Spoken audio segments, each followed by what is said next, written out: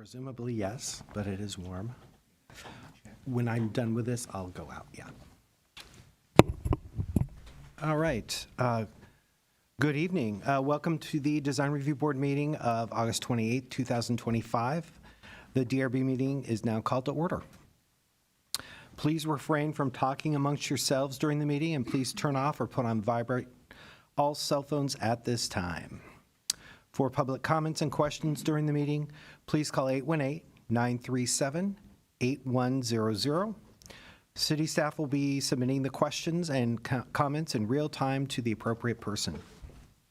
Current DRB agendas and staff reports are available by visiting our website at www.glendaleca.gov. Records of decisions for all projects will be posted online in the Planning Division's website. A handout describing the procedures of the meeting, possible board decisions, and DRB appeal is available from staff.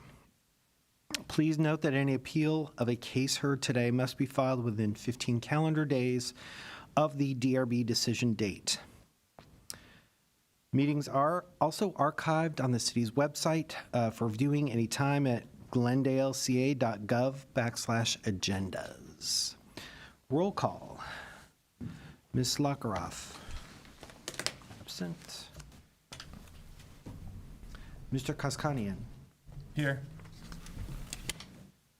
Mr. Welsh. Present. Mr. Simonian. Present.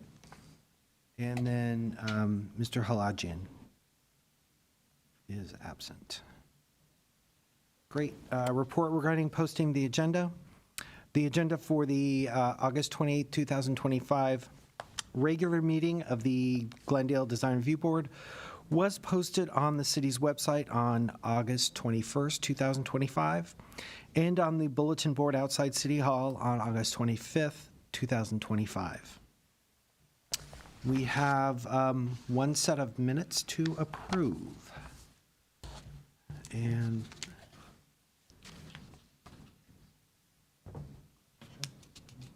Motion? Oh, motion to approve? okay.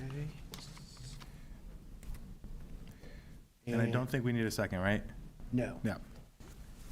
And roll call. Mr. Kaskanian, Yes. Mr. Simonian, Yes. and Mr. Welsh. Abstain.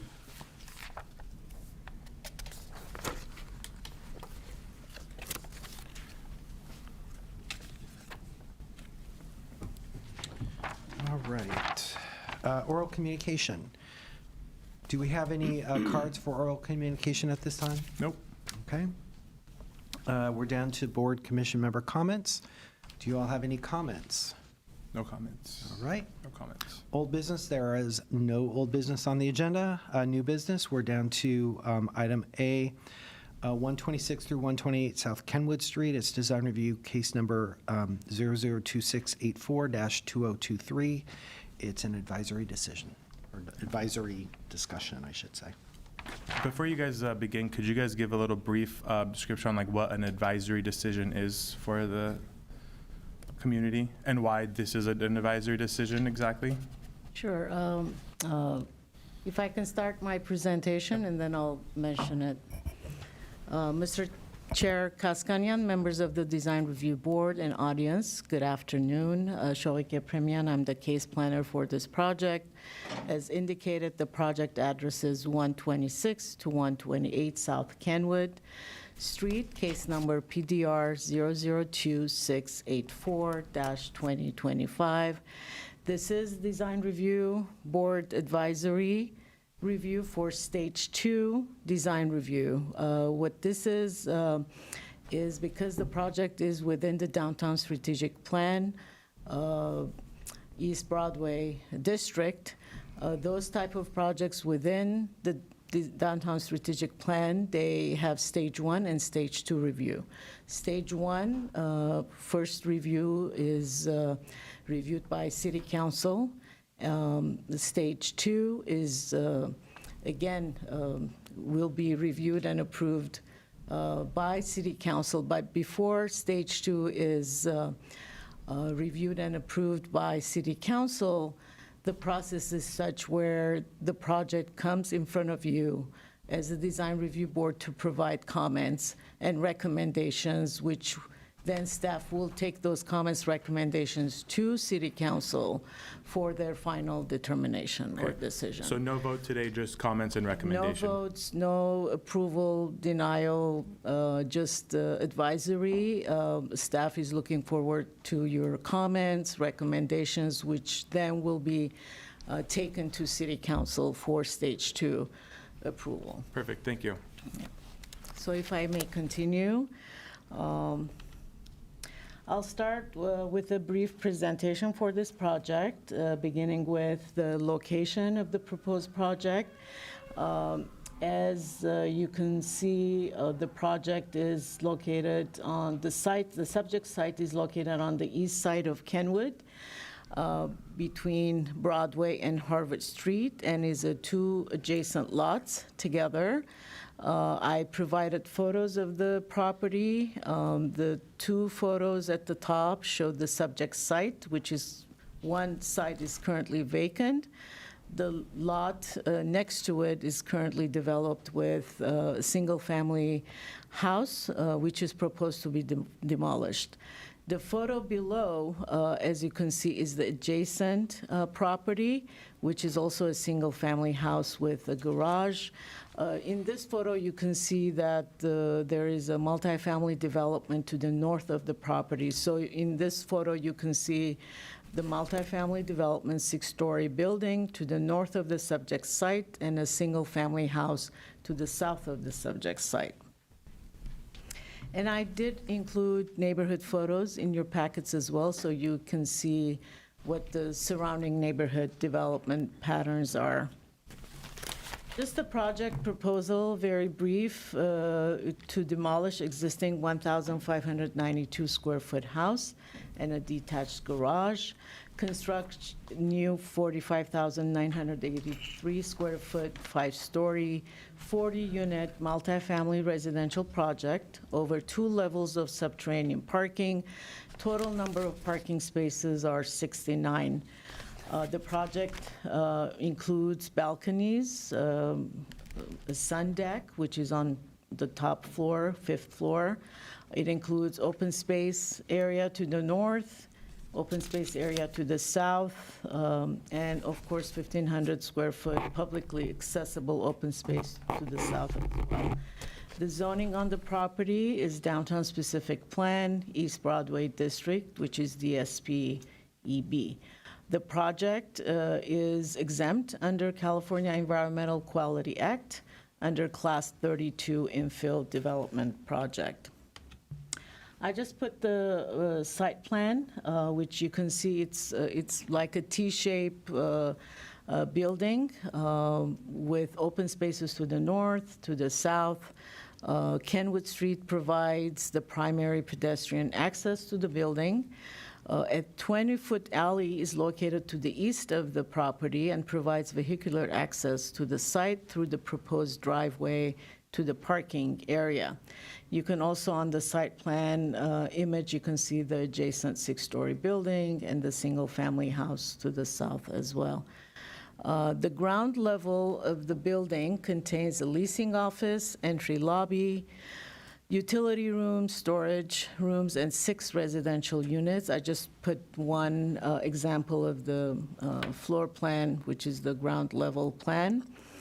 The project received City Council Stage 1 preliminary approval on July 30th, 2024, with one condition. That condition was proposed by staff at the time, which required ground level open space, including publicly open space, which was originally located to the north of the project site, to be relocated to the south of the project site, adjacent to the historic single-family house at 132 South Kenwood Street. These plans that you have in front of you today, these are the revised plans based on Stage 1 City Council approval.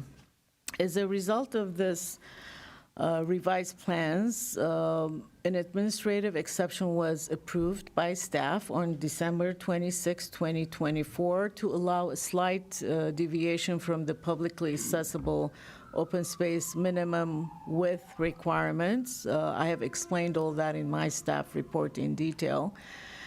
Since the project is a density bonus project, the project received a density bonus and inclusionary housing plan approval back on April 16, 2025 as well. So this image basically shows the aerial view of the immediate area. You can see the vacant lot with a single-family house on the other lot, and next to it would be how the project, the 5-story multifamily project will fit in within this neighborhood. And I put in some renderings for the public view of how the project would look like in terms of design, mass, and scale. Staff has thoroughly reviewed the proposed project to ensure it complied with development and design standards for downtown specific plan, East Broadway District in the area of site planning, mass and scale, and design and detailing. The project applicant can, of course, later on talk about the project in more details. We believe that the project complies with DSP setback requirements, publicly open space landscaping requirements. As you can see, it's a modern design project. The FAR exceeds the maximum requirement, but a concession was approved through the density bonus request. In terms of massing, the project is 65 feet in height, 5-story, which is consistent with surrounding neighborhood. It provides a step back for the top floor with a rooftop deck. The building itself, through design, has a base, a middle, and top delineation, as you can see. By providing various design elements and materials, I have included the material board in your packets where you can see different use of materials, lighting fixtures, and so forth. I have also included the landscape plan for the project, which provides drought-tolerant plant materials. The publicly open space area also provides water feature, as you can see on the plans. To conclude my presentation, staff recommends that the Design Review Board provide comments. Again, I would like to remind the board and the audience that this is an advisory. You will not be making a decision on this project. We are looking forward to your comments and recommendations, and City Council will be reviewing and making the determination. But before I conclude, one comment that staff would like to mention, that even though rooftop equipments are screened from street levels, so there's a parapet at the top of the building, you will not be able to see any rooftop equipment, but the proposed project, when you look at the roof plan, it includes air conditioning units. So staff was suggesting perhaps the board may comment or recommend some kind of screening because of the multifamily development that's to the north, and they will be looking down to the roof of the project. So perhaps that's something the board may consider.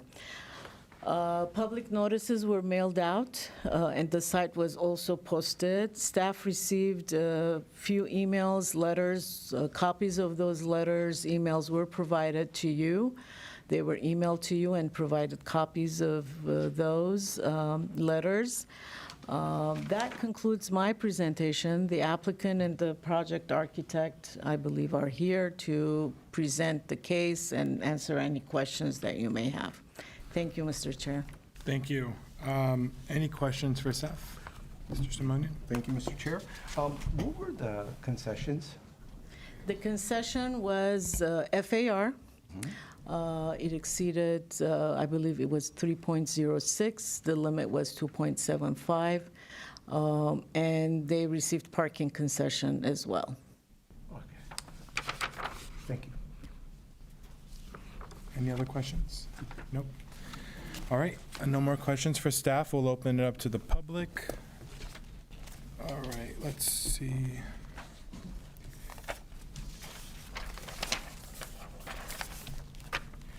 Sorry, I thought I had these in order. There it is. All right, we have the applicant, Rodney Khan. If you want to start first, if you could just state your name for record. I will. Good afternoon, Chairman, board members, and city staff. My name is Rodney Khan, and my offices are located here in the city of Glendale. A few points I'd like to emphasize, and then I'll turn it over to our architect. The site is underutilized, consists of a vacant lot and a single-family house. The vacant lot's been vacant for over 30 years. It's an area of the city that's been planned for high-density residential developments like the one we're proposing. We're across the street from a 9-story affordable senior housing project, and to the north is 5- and 6-story buildings. So our project will fit in nicely with the context of this area. As staff mentioned, we are proposing a state density bonus housing project, which includes both market rate units and affordable housing units. And this project is a small step towards the city meeting its regional housing needs assessment, or RHNA numbers. Last year, the city council reviewed the project. It was well received. They did ask us to relocate our public open space and common open space from the north side where we had it to the south side in order to create greater relief for the Reverend Cole House to the south, which is what we did. Originally, that setback on the south was only 5 feet. It is now 24 feet to give that space that they requested from us. I'll conclude my remarks and turn it over to our architect, and he can walk you through the design of the project. Thank you very much. Thank you very much. All right, then next we got Ron. If you could say your name for the record, please. Good afternoon. My name is Ron Mandalian. Thank you for your time again and opportunity to present our project. Like Rodney mentioned, and so did our planner, I just want to go over brief history and our main challenges we had to face. We recognize a 6-story building next to us to the north, and originally we have a required open space, and we placed it as a buffer between our building and adjacent building for both create more light and privacy for both our units and adjacent. So instead of 5-foot setback, we used to have over 30. But at stage 1 council meeting, we were directed to flip the building, which we did, and to create more light for the potential historic resource to the south. So we flipped the building. We located our open space now as a buffer between that 1-story building to the south and our building. Now we're about 30 feet away from it. Yet we were still able to provide up to 27 feet separation on a north side from our building to adjacent 6-story, and that's in lieu of 5 feet required. So we reconfigured the building completely. We pulled it back as much as we could. We believe we have enough light now for both our building and adjacent building. We placed secondary open space in that area. Is this my presentation? No? No? Okay, I guess we can just go through it and I'll just show it.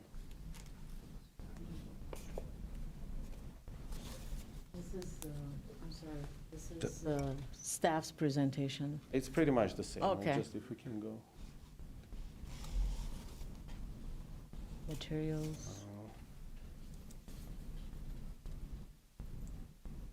Yeah, we can skip through those. Okay, so here you see the green. On the lower darker green, that's a publicly accessible open space, accessible from the street.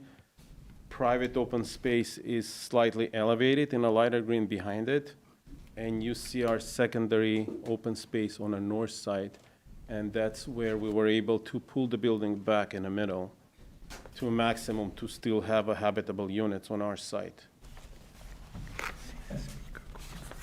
Can you go next?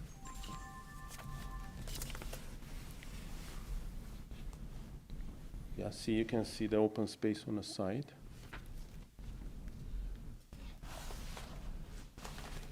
Other than that, I'm here to answer any questions you have, if you would like to go through it.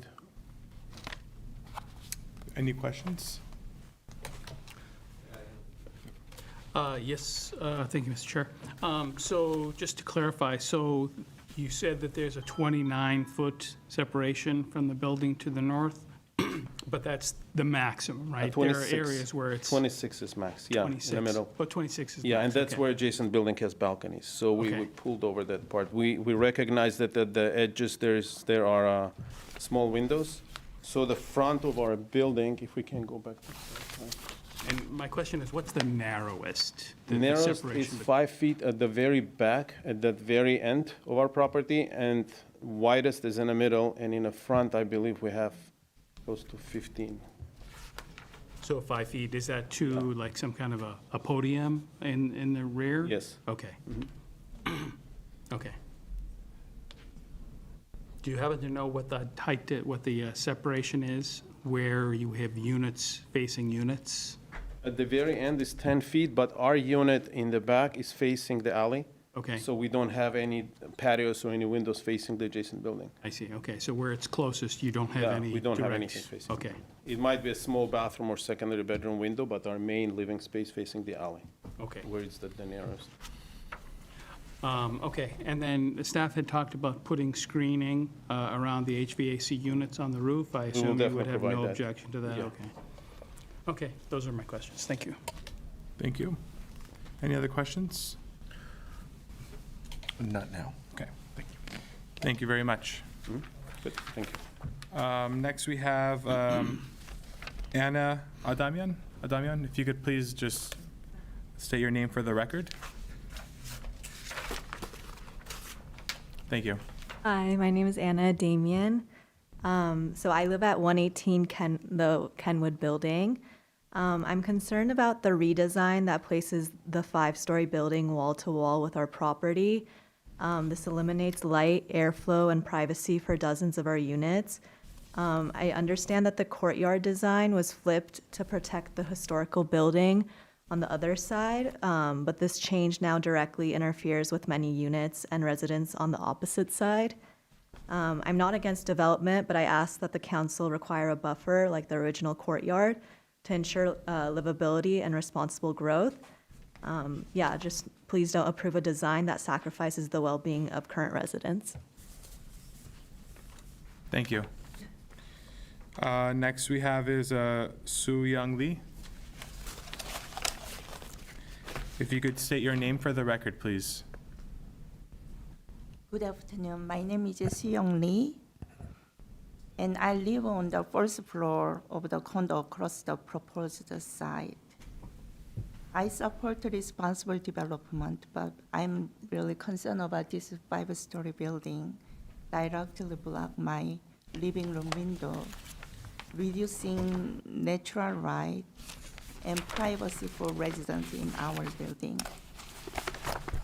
Beyond the individual impact, it can change traffic and parking and infrastructure.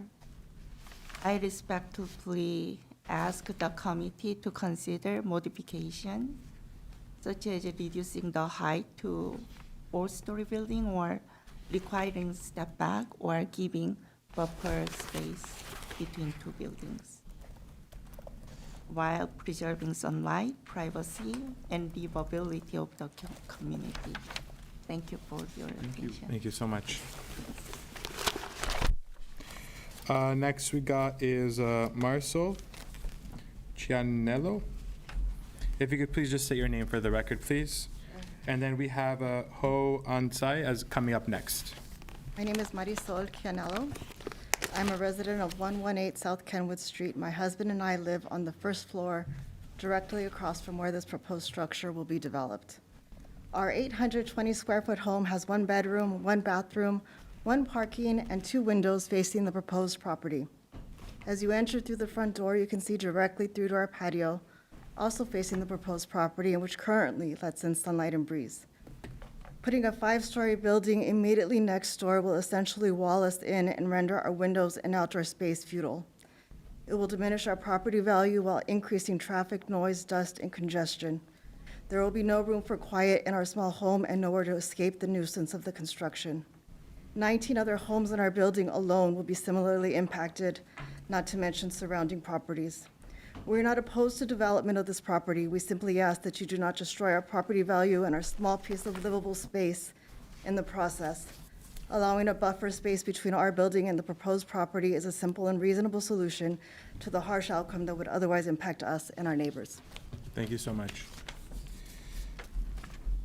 Next.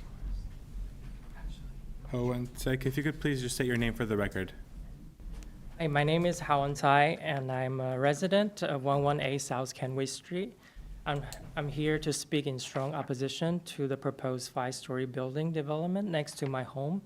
While I appreciate the needs for this development, I feel like it will impact my home drastically. The most critical issue is the proposed building's almost wall-to-wall design, which will completely block the only source of natural light to my unit.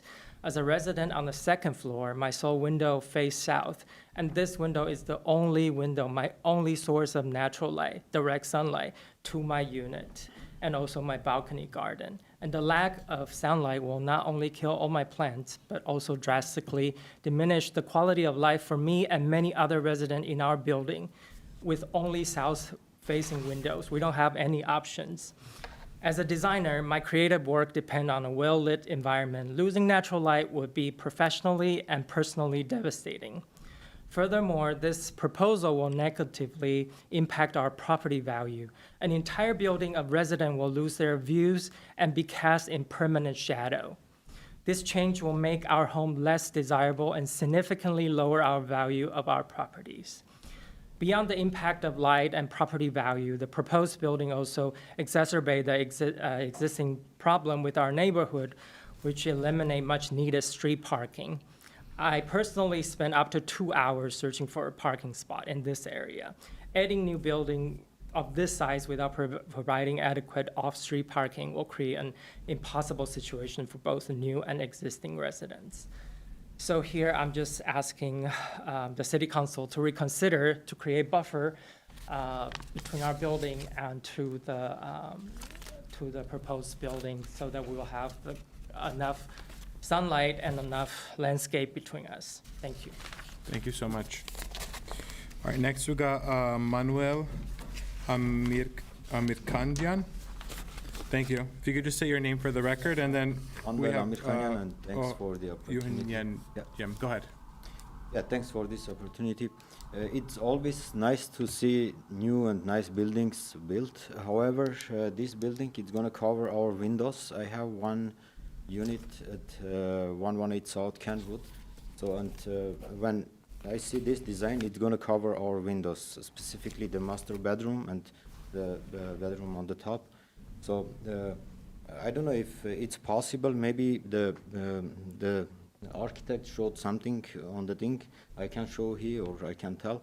Maybe they can keep that little garden from the other side to just have some more space from the building side, because the other side is just house. I know it's a historic house, yes, if I'm not mistaken. Yes.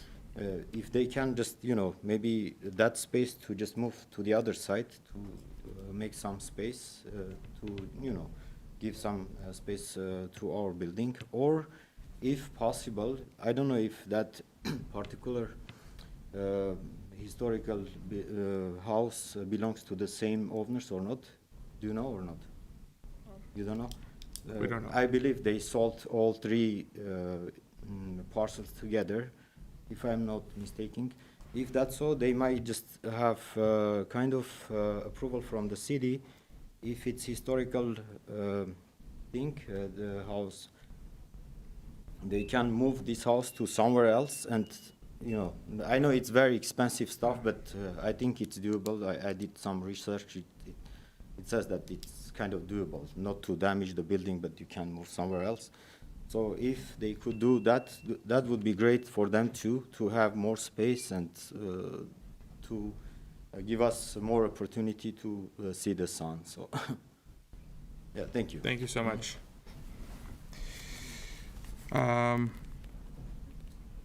Ewan Yim? Yeah. And then we have Jared Yatz after. Thank you. Hi, my name is Eugene Yim. I'm a resident at 118 South Kenwood Street. I've been a resident there and a resident of Glendale for the last 10 years. I want to appreciate the time to come and speak with you about this. The first time I realized that this was underway was just a few days ago, actually. Once I kind of recognized that, you know, I kind of looked at to see what kind of impact. And for me personally, I think one of the things I noticed, and it's always been an issue for me, is number one, traffic in the back alleyway. Have you guys been there and taken a look at the road in the rear? That's not a road. That really is not a road. That's an alleyway to a certain degree. So I would ask that the committee or the council retake a look at that and potentially do a traffic study as well. I mean, we're talking about higher density of vehicles going. We're talking about potentially 69 additional vehicles being in that building, and that's an apartment complex, right? That's not a condo, or is it a condo? Is the building going up? Is that set up as a condo, or is it set up as an apartment? It's multi-unit residential, but I couldn't exactly tell whether it was a condo or a apartment building that's being developed. Apartment buildings. Okay, so there's gonna be a lot of traffic coming in through there. So I ask that the council take a look at that and in terms of a traffic study. So, and I've already some of my neighbors have already talked about, for example, the loss of light and with the building going up from the balconies and stuff like that. Question I have with you with regards to that, are those going to be designed where you can see directly to the next neighbor, or are they going to be, because if I'm looking out my balcony, I don't want to look at my neighbor across at the next building. So from a design perspective, We can have the applicant and the architect is going to come up after. If there's any questions that need to be addressed, I'll address those questions. So I guess those are the two things that I wanted to voice my opinion about. So I appreciate your time. Thank you so much. Thank you for coming. Jared? If you could just say your name, please, for the record. Sure, thank you for your time. My name is Jared Yates. I'm president of the Kenwood Terrace Homeowners Association, located at 118 South Kenwood Street here in Glendale. When 118 South Kenwood was being built, there was much consideration in the design utilizing a U-shaped design that allowed a large courtyard space between the existing property on our immediate north at Kenwood and Broadway. The proposed property on 126, 128 South Kenwood originally had a design that would have a similar courtyard between our properties. After all the discussion, the public discussion, it was closed. The council then decided to flip the design when I was actually in favor of the original one, so I had no reason to speak on it. Totally shocked by the flip of the design. This is very upsetting for those of us who live at 118 South Kenwood, and we strongly object to this. Our unit we have 35 units in our building, 20 units face on that south side. So this is impacting many of us. Our homeowners are very concerned about how it will impact our sunlight, natural sunlight, building, shadowing, privacy of windows, patios, balconies, home property values, mental health. And so we strongly object to this wall-to-wall to another building and really want to advocate for a much larger buffer area that was much like in the original proposal. Thank you. Thank you so much. All right, next we have is David Cianello. Sorry, if you could just say your name for the record, please. David Canello, that's Chianello. Thank you. I don't want to take up this time to reiterate word by word everything that the homeowners here. But again, just briefly stating, 20 homeowners are going to be affected for the sake of one. However, though, my most concern is the congestion. It's crazy out there on Kenwood Street. 118, not just 118, but the entire South Kenwood Street is crazy. It's hazardous to walk your dogs on the streets during the day and early evening. Why? Because there's so much congestion. These pictures that they show with the lines, that's a fraud. There's no room for lines in the street. Everything is squished together, okay? And the space they show between the cars, that's not true either.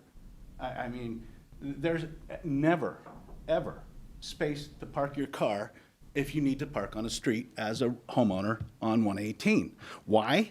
Because, I mean, I'm not going to place the blame, but there is a lot of congestion due to the building to north of 118, which has a lot of retail stores. So these retail customers park there.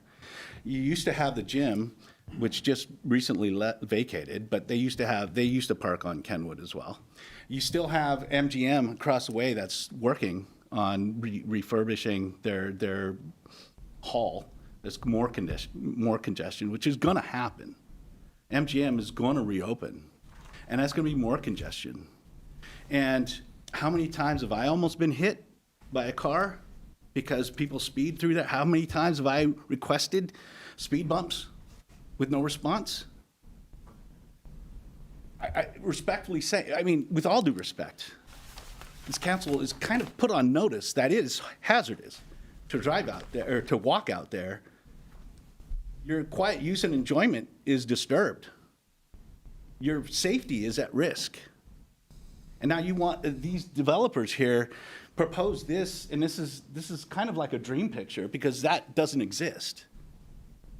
All right, and there's going to be so many more cars, more congestion, more speeders, and I'm not singling anybody out because I see the people who race through Kenwood Street, all races, all colors, all ages. And how many times have I almost been hit?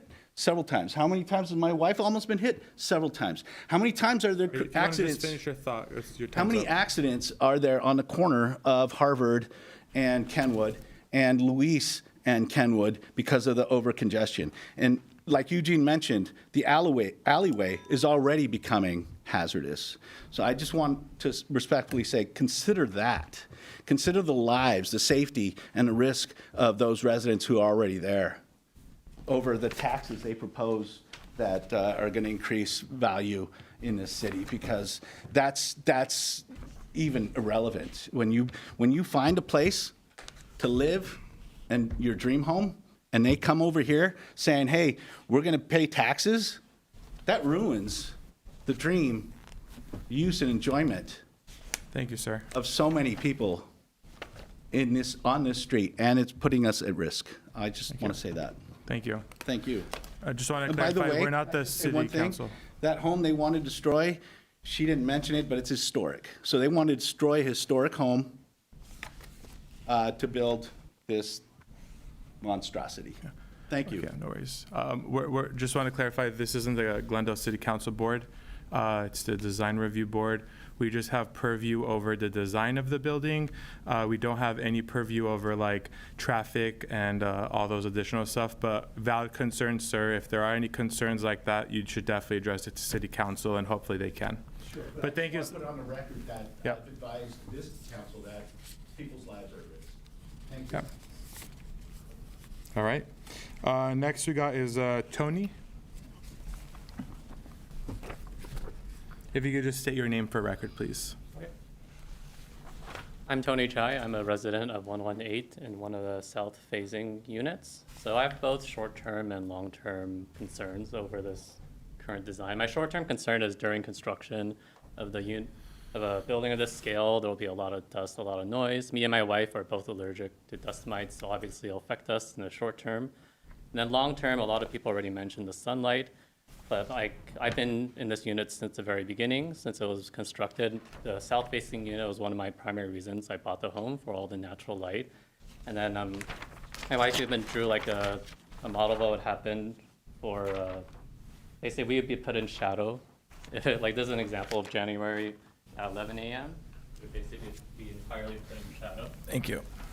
So that's just like one example of like, you know, and like throughout the months, there will be different times where our building will be completely in shadow. So then that's one concern. And the other concern is just the parking. Whenever my guests come, they always have trouble finding parking. We only have 3 guest parking spots. So then this will obviously add a lot to that problem. So both short-term and long-term concerns. And yeah, I think just hearing about how the open spaces have shifted more to the south has been very unpleasant too, because I'm like, oh, that would affect all dozens of us. So, Thank you.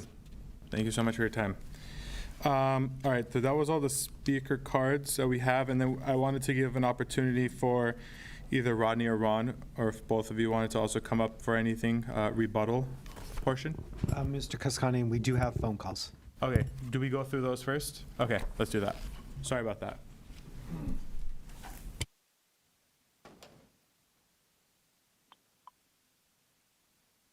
Francisca, are you online? Yes, I am. On air? Okay, Can you hear thanks us? so much. Okay. Yes, go good ahead, evening. please. Okay, thank you. Good evening. My name's Francesca Smith. I'm a qualified architectural historian in Glendale. In my nearly 40 years of experience, I've worked on historic properties where there was adjacent new construction proposed for a variety of project types. The letter that I sent you today demonstrates the significant potential for the proposed project to impact the Reverend Cole property next door.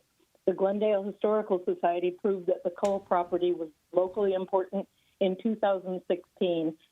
It was attached to the one.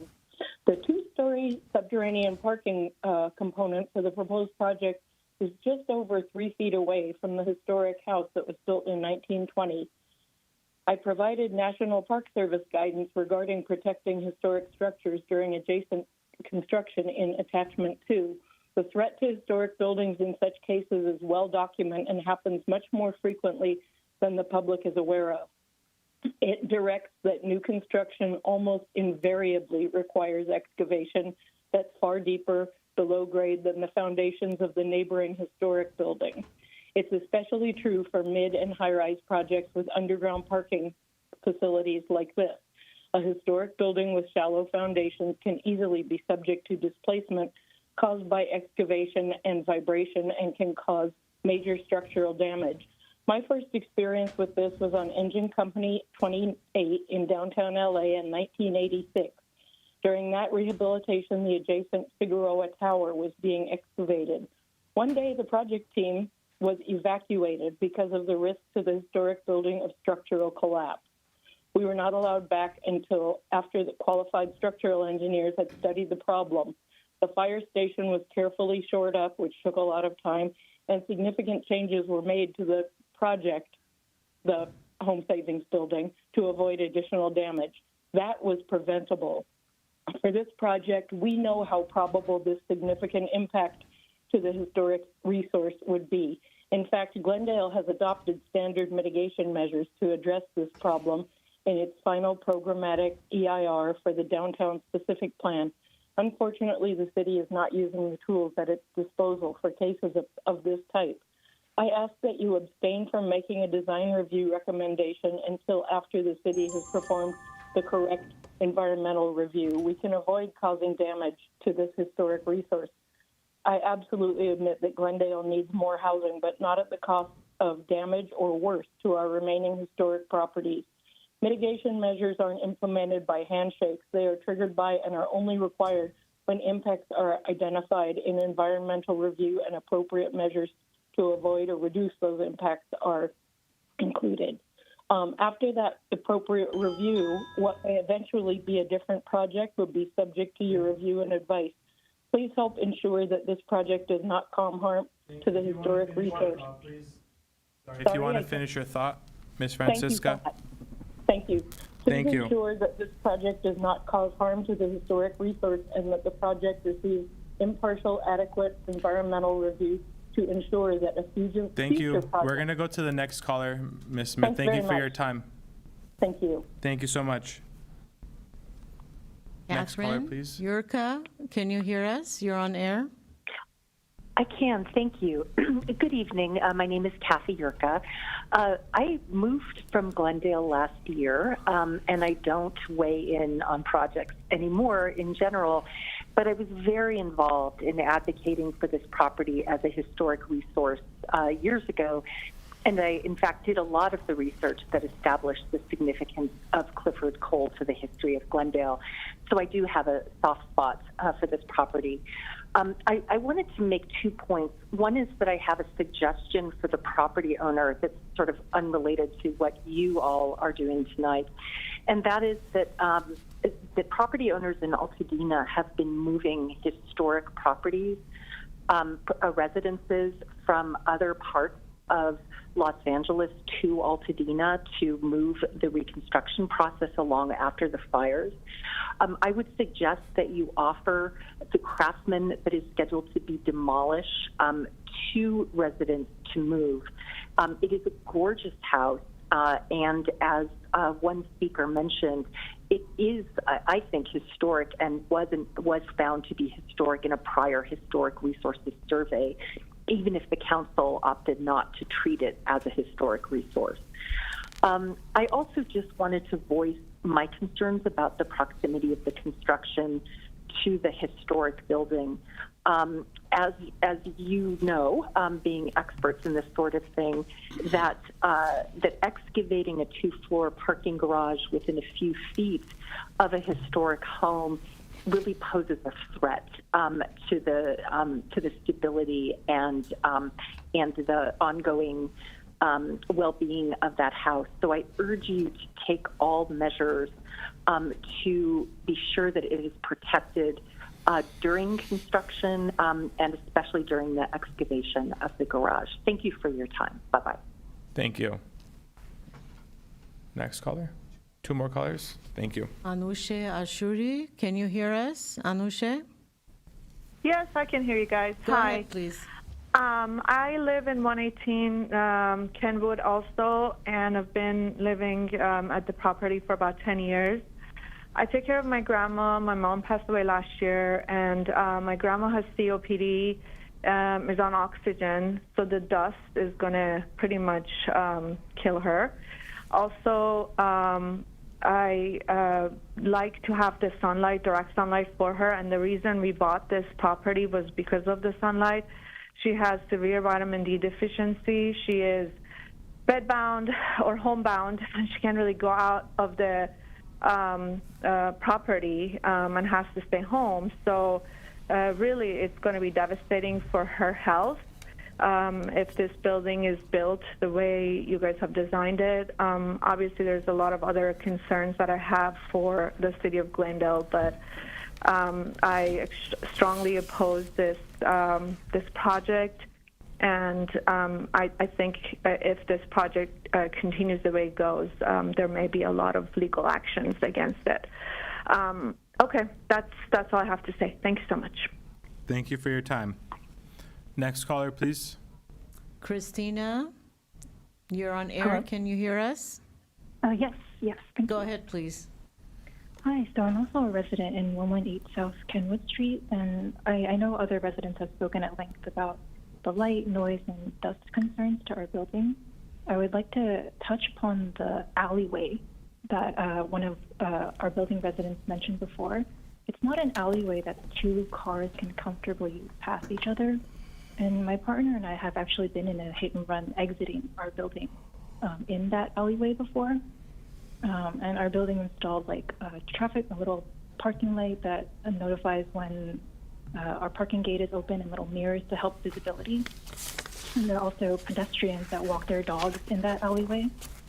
I can foresee that there could potentially be more accidents, or at least like a little bit more of a traffic risk, especially if there are potentially 70 more vehicles on that narrow, I guess as of right now, 2-way alleyway.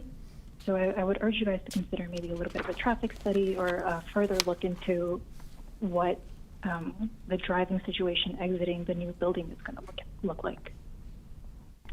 And yeah, that's my main concern. Thank you for your time, everyone. Thank you very much for your time. All right, and then now we have an opportunity. There's no more callers, right? No more callers. Thank you. Give an opportunity for rebuttal if either Ron or Rodney wanted to come up. Certainly. Rodney Kahn again, for the record. I'll try to address the comments that I heard. First, this is an urban infill site, and we have competing interests. To the north of us, we have the 118 building that would like to see our building set back further. To the south of us, we have this Reverend Cole's house, and we were told to step the building back from that structure. So we had it on the north, open space, we flip it to the south. Now they're saying take it from the south and flip it to the north. So from our perspective, we have to follow what the city council's direction to us was, and that's what we've done. I think everyone would like to have a vacant lot next to them, right? But it's not a vacant lot. It is a lot to be developed. It's zoned that way. And in fact, I worked on their building, the 118 South Kenwood. And when we were developing that project, the 416 Broadway had the same concerns that they have. They were worried about traffic, parking, mass and scale, construction activities, everything that they're saying about, that they're worried about, same thing with their building. This is a project that meets the downtown specific plan standards. The height, the stories, the setbacks, the open space, it all meets the standards. It's also a density bonus housing project. And I mentioned that from the beginning. The state density bonus housing project, which has market rate and affordable units. The traffic or the alleyway, I've heard a few times. One is the traffic department of the city of Glendale has already reviewed our traffic and already reviewed that alleyway, and they approved that. Also, the downtown specific plan specifically states when you're developing a property off of an alley to put your parking garage off of the alley so that the sidewalks stay more pedestrian friendly, which is exactly what we've done. I guess I'll conclude our remarks by saying we're not going to cause harm to the buildings to the south or to the north in terms of our structural subterranean parking. Whether that home was historic or not, it's just like any other structure. We have to take into consideration noise, vibration, when we're doing the grading and the shoring, all of that gets considered so that we don't damage either a historic or a non-historic structure. I'll conclude my remarks, and we're excited and happy to hear your comments. Thank you very much. Thank you. We have Mr. one Khan? question. May I ask some questions? Yes. Mr. Chair? Thank you. I was actually going to ask what was on the 1118 property before, and I was going to ask staff that, but you might have an easier time remembering. It was commercial, and I believe it was a printing shop. That's right, I do remember that. Do you remember that? And in regards to the current vacant lot, what was there before, do you remember? It was a single-family house that got removed at least 30 to 40 years ago. Okay. And with the 1118 current condominium project located to our north, what is a southern setback from what I could tell? We have some diagrams that the subject architect provided, but it doesn't really provide the setbacks. It seems to me it's got about a 5-foot setback on the south side along the southwest and southeast, and then there's a little bit of undulation for its balconies, let's say. I don't recall it, but that sounds about right. Yeah, it seems like 5 feet or so is where it is. And in regards to the DST, what is the minimum interior setback in the DST for a multifamily zone? For the DSP, Yes, it kind of varies. I don't know it off the top of my head. 5 feet. 5 So feet. the way it's designed as of right now, it's at the 5 feet. Understood. Now, council had some comments in regards to flipping, the open space from the north to the south. I was trying to envision what that would look like, and as looking through the set, I found this vehicular access sheet that seems to have, the old footprint. the old footprint, because at least there's a lot of green space to the north. So I assume it was something like this, and this is a remnant, diagram left over. It was, but if you noticed, for the attachments for this hearing, it showed the plans. So one of the attachments, I think it was attachment 4 or 5, maybe they can pull it up, That'd be actually great. showed the city council Yeah. plans that we showed them. And can staff pull up the original proposed design at the stage 1 level of council? That would be very helpful. And what was the general consensus or thought process? I understand that the setbacks were prescribed, probably, flipping the open space from the north to the south was probably prescribed by council, I would assume, to protect the historic resource. Was there a general discussion, long-winded discussion about this, or was it just a comment made by one council member, and then that was kind of, Board Member Simonian, I don't remember exactly, it's been about a year and a half, but there was some dialogue about it.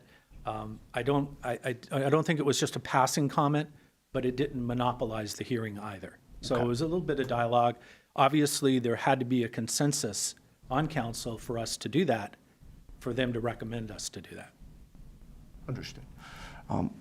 Was there a big turnout as well from the adjacent neighbors at that hearing? No. In fact, we had, I think, a few members from the Glendale Historical Society that was there. And their concern was the protection of that Reverend Cole house. I would imagine they were vocal. Yes. Sir, we can't have cross-communication. I'm having a dialogue at this moment. Thank you. Okay, well, I appreciate the background, and as soon as staff pulls up the original design, if I have any questions, maybe we could call Mr. Kahn back. Yeah, and then- But I don't want to hold up the process, because it might take staff a few minutes to pull that up. Okay, if Ron wanted to come up in the meantime, if there's anything Well, you'd actually, like- it looks like they do have it pulled up. That's the site plan, or sort of the first garage plan? That's the original plan. Okay, so how wide is that green space to the north? 30 feet. 37 feet, no, 30, and then another 5 feet. 5 feet, right. So when we're comparing, at the moment, the way, this plan is laid out, the current proposed project, according to sheet A 2-0, there's a 15-foot 9-inch setback from building to building on. In the beginning, then it widens up to about That's 26 where feet, yeah. that is basically double, if not more, right? It's Of yeah, what's 35 required, feet. yes. And it's always had a 5 feet kind of tail to it, but it seems as though at least 80% of the building had that much. Yeah. Is there a way, based on your analysis and your design analysis of the site with the DST requirements, to have a more evenly split kind of open space to the north and south? So it's not just all or nothing, it's kind of evenly split. I have a restriction on width of publicly accessible open space, and we already asked for a concession to reduce it, and I think we can only reduce it 20%, if I'm not wrong, which we did. That's why I was able to give a little more space on the north. Otherwise, it would have been like this, 5 feet on the other side. So we used our concession to reduce that width when we flipped it. That's how I still can get 26 feet on the other side after I flipped it. But council could go beyond the 20% concession if they are assessing, because our point tonight is to provide thoughts, ideas, right? And so I certainly understand that the property to the north maybe wasn't as vocal, but I would imagine the second go-around, they will be vocal, if not more, because there's going to be more of them. And so I wanted to kind of get a better sense as what the background was. And I knew that the ST width was what was the restricted point, but I just wanted to kind of go over that in public. Now, it would seem that a concession would be necessary to go beyond 20% to reduce the width And beyond. further reduced our Right, required in order to open have a more evenly Yeah. laid out thing. That was my questions. I have no more questions. Thank you, Mr. Chair. Thank you, Mr. Simonian. I just want to add, our building is east to west, so sun goes from there to here. So the way we designed it originally, there wouldn't be much shadow casted on the historic resource tell. at all. Yeah. But they didn't want to listen to that. They said, no, it's overpowered by this tall building. Right. Even though my front of the building, the top floor is pulled back a lot, so that would provide major relief additionally. They said, no, flip it. So because we do care about the building next door a lot, but we also care about our units. We want our units to have space too. That's the reason why it was designed that way. Right. Understood. Yeah, we tried to push back, but. Thank you. Is there anything else you wanted to add? No, I can just address the first caller's concern about jeopardizing the foundation.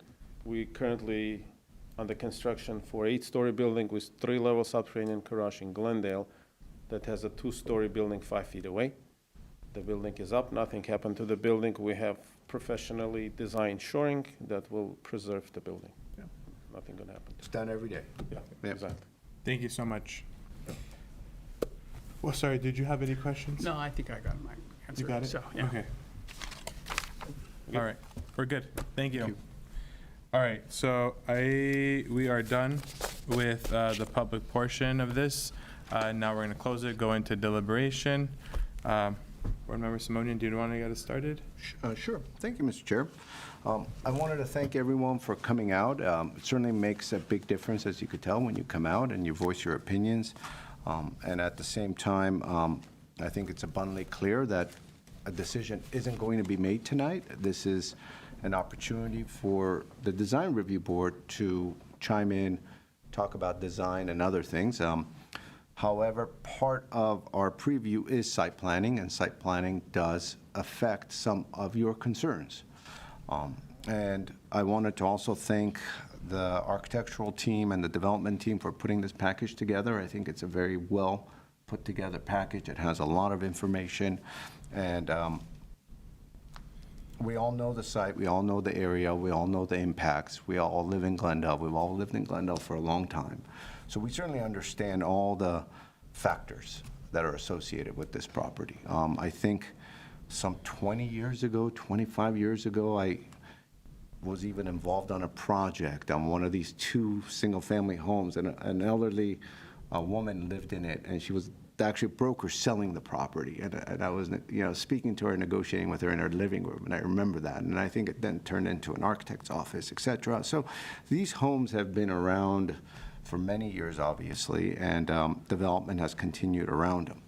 And so a natural progression is the development of this site, which will occur. It's going to happen, especially with all the density bonus laws that are available today, that are mandated by the state. And we all are lucky enough to live in a city where there are boards and commissions that look into these things to make sure it's done in a responsible way, and that's what's happening this evening. In regards to this project, I think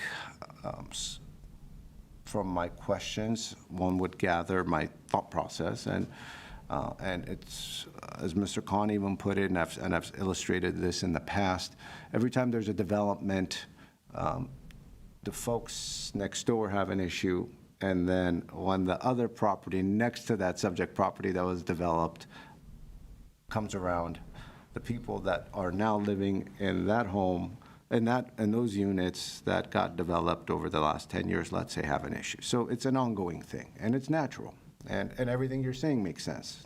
No one could argue against what you're saying.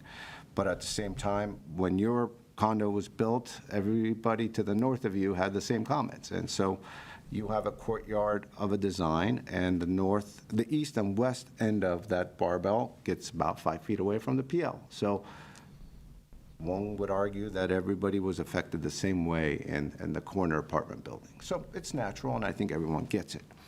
And this opportunity is something unique where there are some spaces to the north and south that could accommodate, I think, your concerns while maintaining a natural, respectable setback from the historic resource.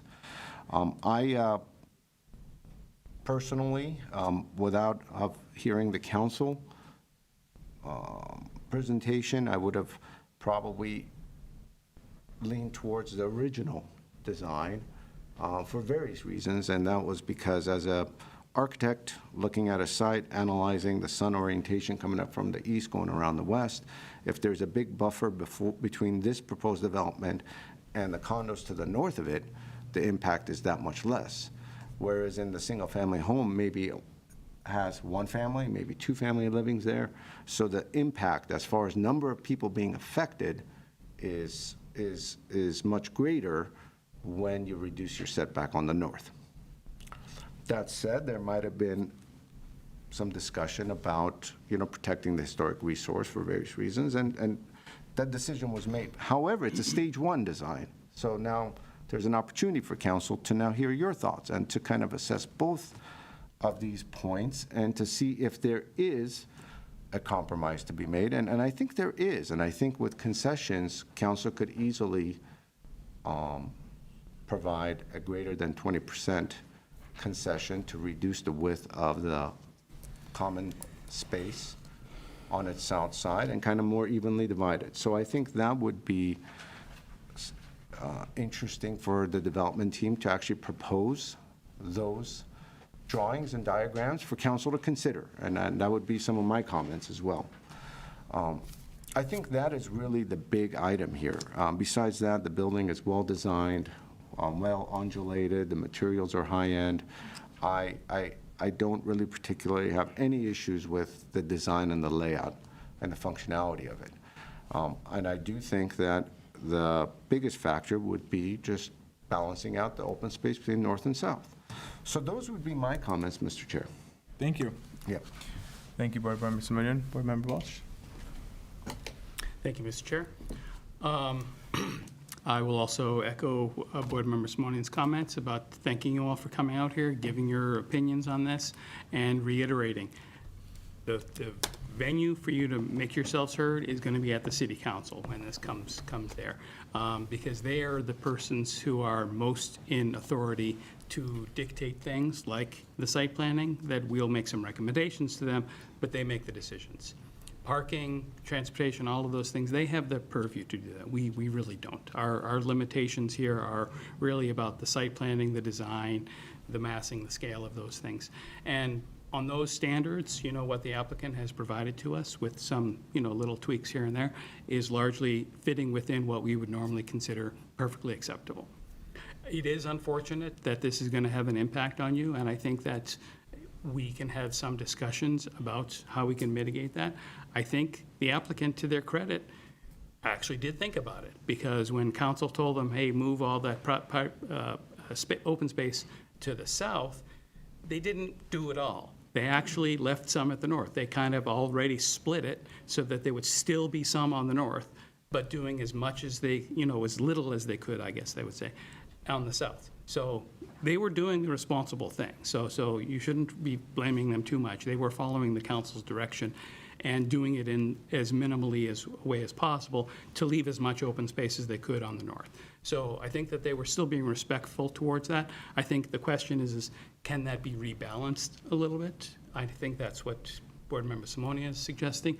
I think that's what you should be raising with the City Council when it comes back to the council is, hey, we need to really rebalance this. Maybe the current plan, instead of being presented as it is, maybe the applicant can show a mirror image of that again, keeping some portion of open space to the south, but a larger one at the north. So there's different ways of looking at that, and I think that that's perfectly fine for everybody to make arguments on.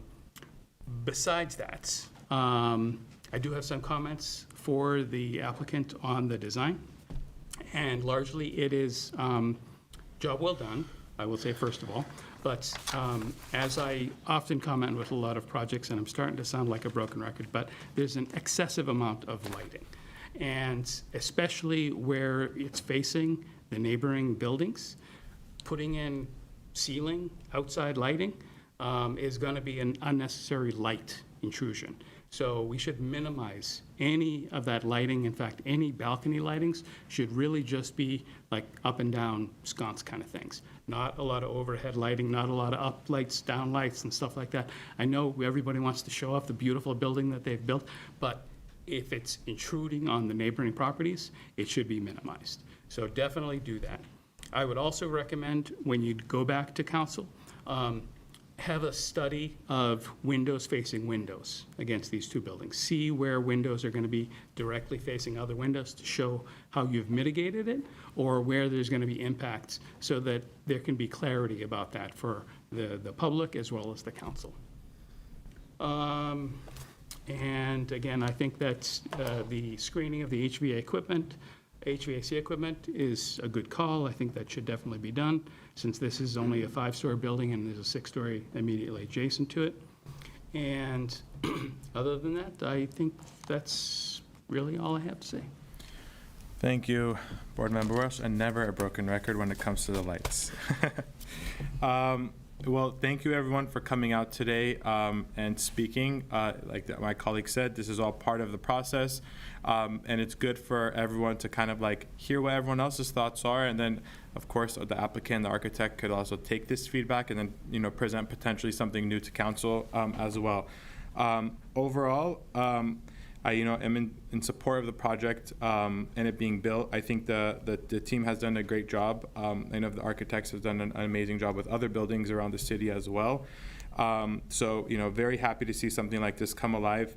Very familiarized with the area, very familiarized with the traffic, of people going down really fast, concerns with the noise as well. I know some people brought that up. Those are all things that are going to be addressed. The city does have, the proper processes in place for you all as well. So there are places for you guys to address that. So continue to speak up to what, your speed bumps or, all those other issues. Our city is, always there to support us whenever possible.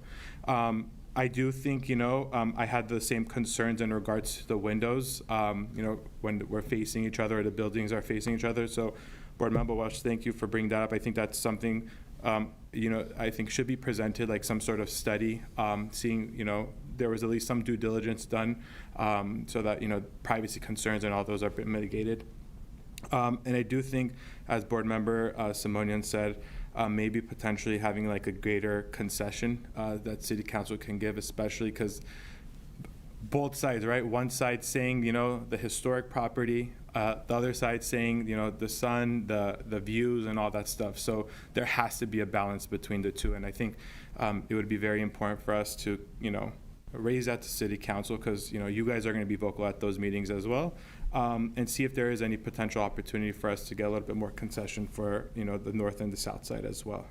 But other than that, I don't have any other comments unless there's anything else specifically you guys want to bring up. No? Okay. Mr. Chair, just to summarize, I heard 4 major comments, recommendations, one having to do with the open space to be evenly distributed at the north and at the south. Lighting, excessive amount of lighting, so minimize lighting, especially balconies and so forth. Window study for the applicant to study windows facing windows and so forth. And the 4th comment was what staff recommended is regarding screening of air conditioning units on the roof. So those were the 4 major comments that I heard. Does that sound good to Yeah, everyone? very good. Yeah. Okay. Very good. We don't have to vote on this, right? Or do we? No, as No. long as you, It's just, we have a list of those 4 comments. Okay. That will be in the staff report to City Council. Okay. Mr. Chair? Yes. I did have one comment that I forgot to mention earlier. I think specifically on the north elevation, that's going to impact the adjacent condominium property. There are balconies that currently have rails, and I think if those rails kind of turn into obscure glass or a solid balcony, that way you're not having a balcony look into your balconies, and it's more of a solid thing, so you can't really see through to their living rooms and vice versa. So I think that would be a good thing to add I agree. for the Yeah. architect to consider. I agree. Sure. Yeah, and I know they just were replacing all the other windows, balconies on Central Boulevard, one of the apartment complexes there recently with, so yeah, I do agree.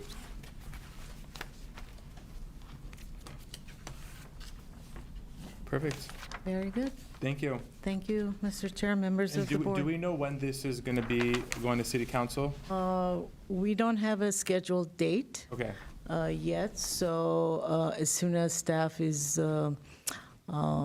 we'll be discussing some of the comments with the applicant to make sure if we're proceeding with the project as is, or if there are any modifications to City Council, and we will be scheduling that as our schedule permits. And if they want to get the notice to when that's going to be, they would just follow it on the site? On the The website? site will be posted again, and public noticing will be mailed out again for the City Council review. Thank you so much. Yeah, thank you. Thank you. Thank you all. And if we could take just a few-minute break, we're going to shift staff members. Okay. So if, I had a suggestion to the architect, so can I discuss this for the team?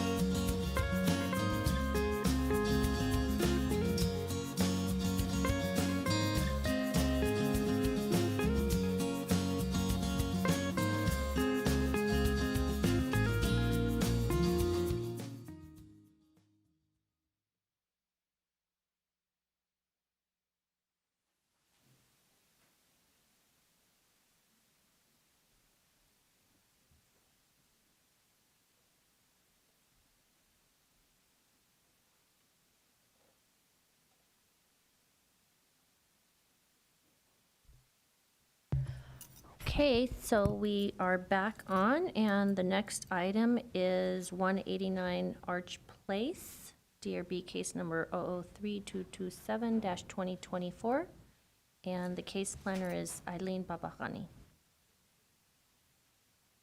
May we start, Mr. Chair? Yes, sorry about that. Okay. Good evening, board members and also staff and audience. We are going to have this project with the case number PDR 003227-2024 for the project located at 589 Arch Place. The first review before the design review board for this project was on November 14, 2024, and it was voted for return for redesign.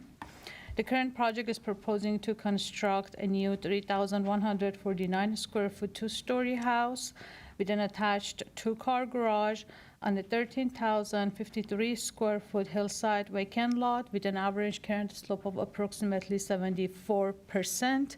The project is located in the R1R restricted residential zone, floor area ratio district 2.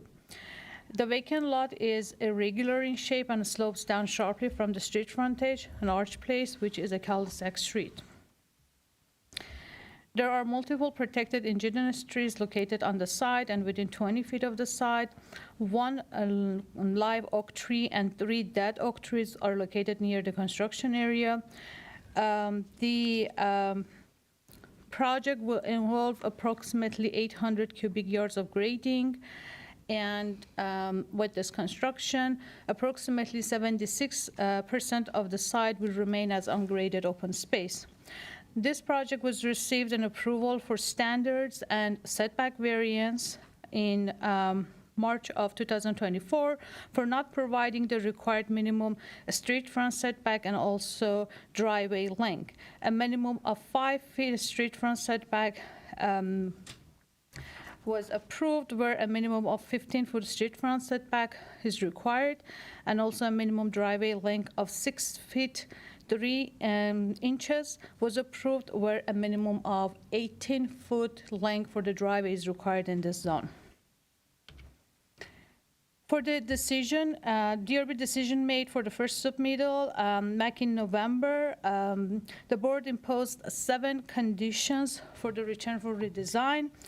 The current design addresses the conditions of the first DRB review, except for condition number 1, which will be addressed during the plan check if the project is approved by DRB.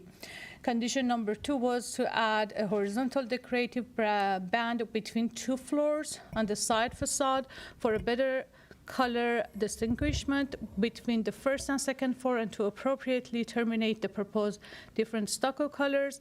Condition number 3 was to relocate the trash bin enclosure to a new location out of public view and outside of the required 15-foot street front and also 10-foot interior setback. And condition number 4, to reduce the size of the proposed house by eliminating the ground level cantilever at the rear facade and redesign the rear facade to reduce the mass and scale. Condition number 5 was to modify the location of the proposed attached garages by pushing them towards the hillside, minimize their length, and expand the driveway to create adequate and usable space on the driveway for temporary parking. Condition number 6 wrap the stone veneer wainscot around the corner of the side facade appropriately and update the distribution and transition of the exterior materials and colors, particularly at the rear facade, to be more appropriate to overall design and help reduce the massing. And condition number 7 was to provide a grading plan. The proposed site planning, as redesigned, remains largely similar to the initial DRB review, except for the driveway length and the design of the garage area. The proposed site planning follows the site topography, which slopes down sharply from the street frontage.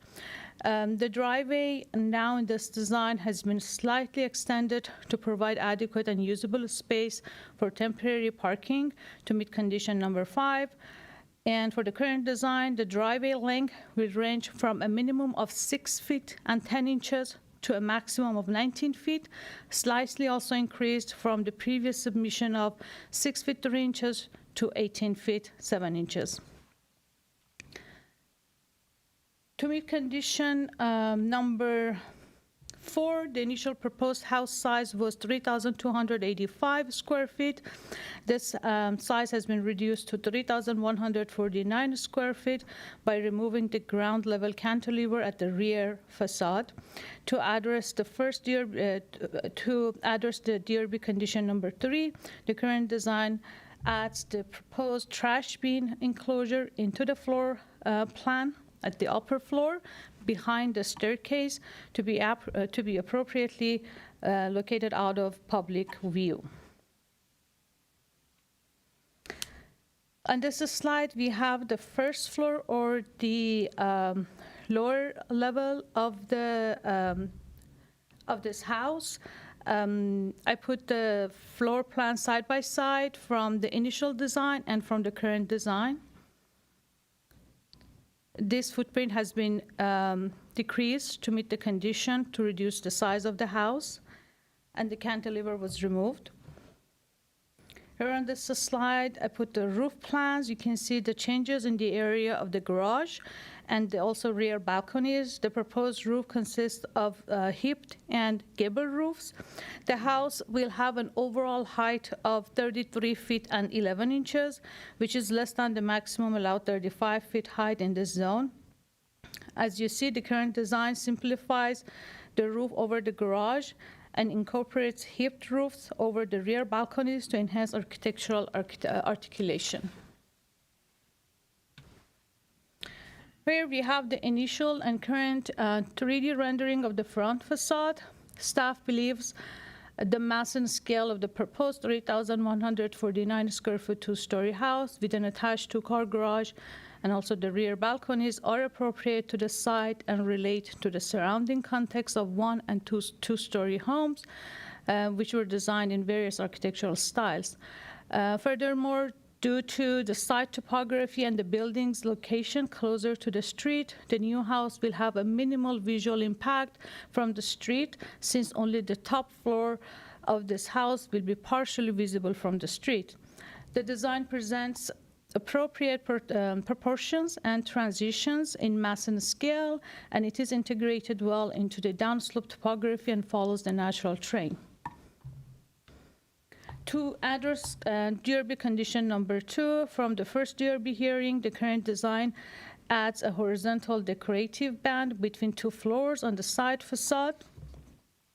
Also, as was mentioned, to meet condition number 4, the ground level cantilever at the rear facade was removed. And to address DRB condition number 6, the redesign wraps the stone veneer waistcoat around the corner of the side facades. And here is the rear facade and side facade of the house. This slide shows the side-by-side of the original design and the current design for the rear facade. The area of the balcony and also the lower level of the house have been redesigned. This section drawing of the current design shows that the design eliminated the ground level cantilever at the rear facade, as was mentioned, to meet condition number 4. And I have the side elevation on this slide, side by side from the initial design and from the current design. So you can compare this side elevations on this slide. What else we have? We have the material board and details for the exterior finishes, which didn't change from the initial design. And on this slide, we have the neighborhood context, the location of the neighboring homes, and their windows.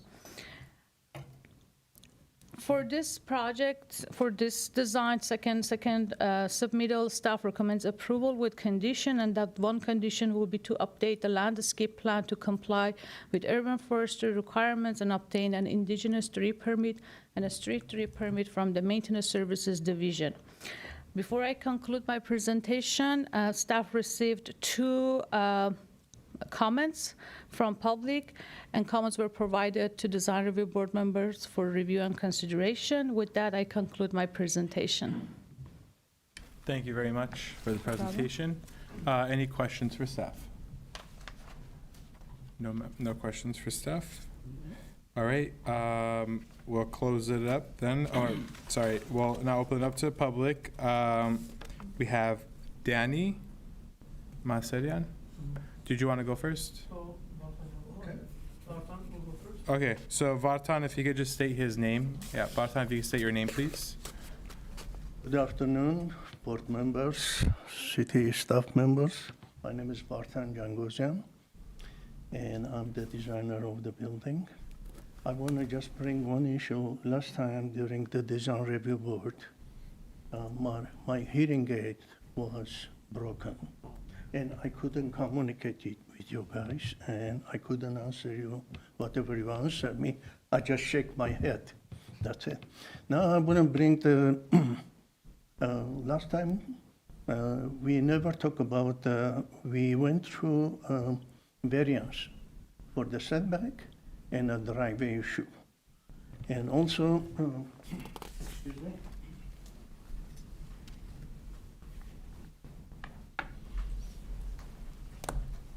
This is Old Neighbor's driveway within 300 feet. So the main issue was about the driveway because of shortness, but still we could manage to put one parking on the driveway.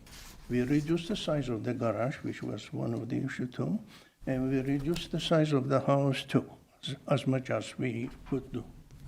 And also main issue was about the cantilever portion of the building. And before used to be like 4 to 6 feet. Now we have maximum 2 feet cantilevering.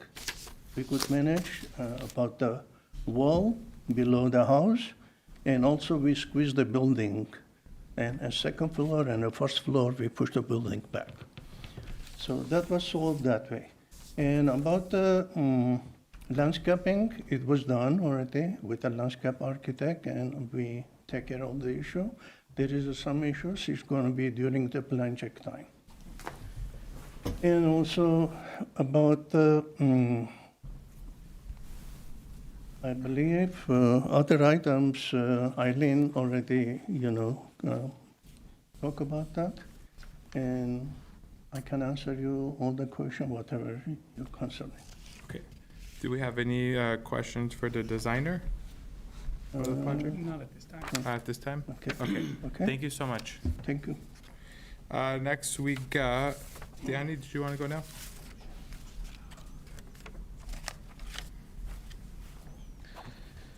My name is Danny Manasarian, and I am the consultant on the project, and we have been working on this for nearly 2 years now. We went to as Vartan said, we had a variance case that was approved because of the hillside. It's a very steep lot, so we applied for the variance, which was approved. And then we went to design review board once, we got the conditions, and we have been working with planning staff, and we've addressed, we believe we've addressed all the conditions to the best of our ability. And we are seeking approval, and this is our third meeting, so hopefully we will, obtain approval. And yeah, if you have any questions, you can let us know. Thank you. Any questions? No. Okay. All right. Next, we have 2 speaker cards here. Janice Escobar, if you'd like to please come up and state your name for the record. Hello, my name's Janice Escobar, and don't worry about the Janice, that happens all the time. Apologize. And I've been here before, and you're thinking, didn't this lady get the memo that this is going through? And so, yes, I did, and I understand that it's limited. And mostly I'm here to talk to the fact that, sorry guys, but I wish that wasn't going through. It is such a narrow street. This is not a cul-de-sac. And this should never have been approved, and there's 2 other parcels that are, I know, just waiting to be approved after this one goes up. So I would highly plead that that not happen, really, because I was surprised that it would continue to go through, frankly, after we were almost evacuated during the fires in January.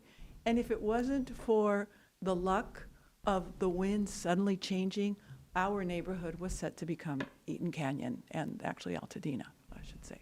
So these are the realities we live with, and I understand the need for housing, and I understand the pressure that you're all under to build. And and like Mr. Simonian says, somebody's going to be unhappy with it, if you put it here and then you're NIMBYing.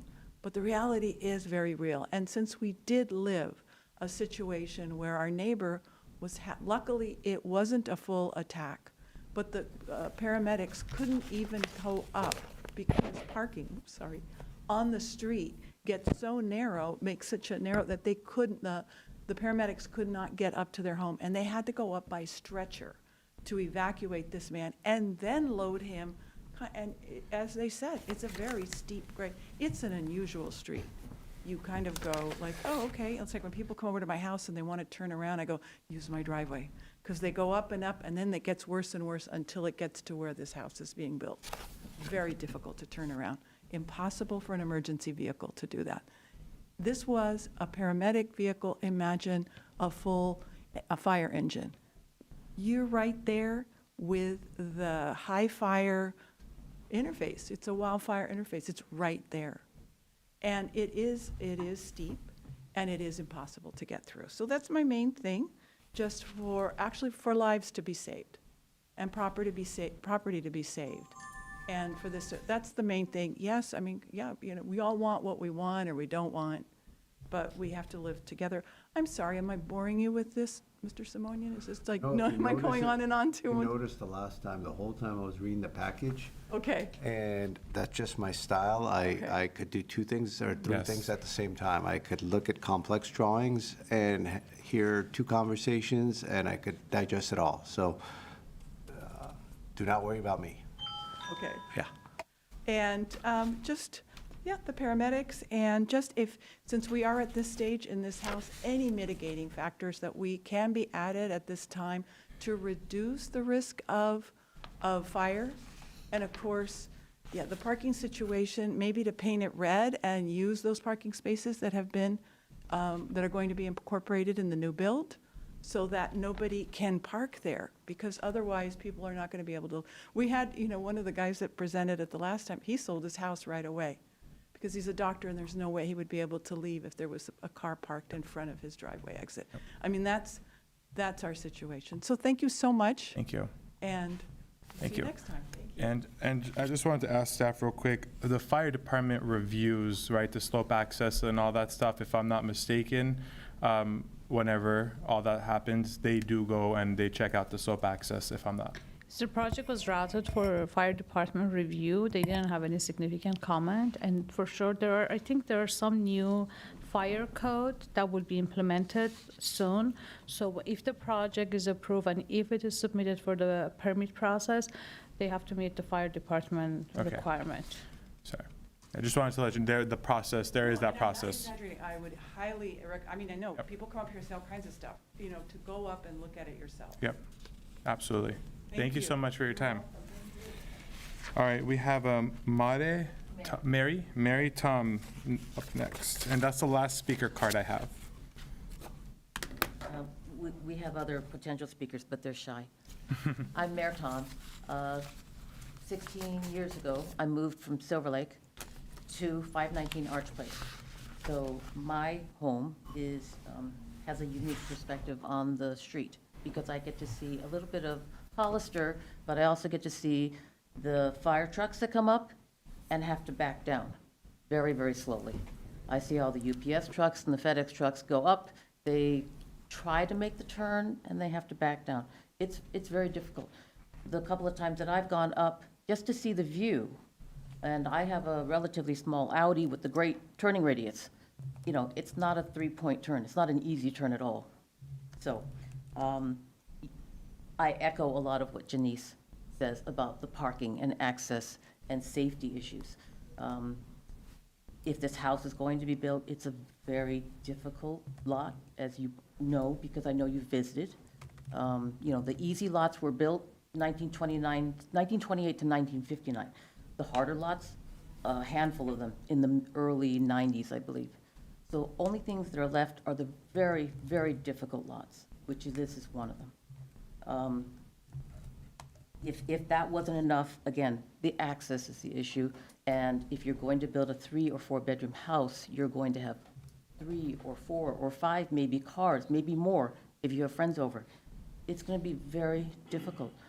I would ask, my wish list would be that the house would not be built, but if it's smaller, that would help, just because there would be fewer cars, fewer people, all that stuff.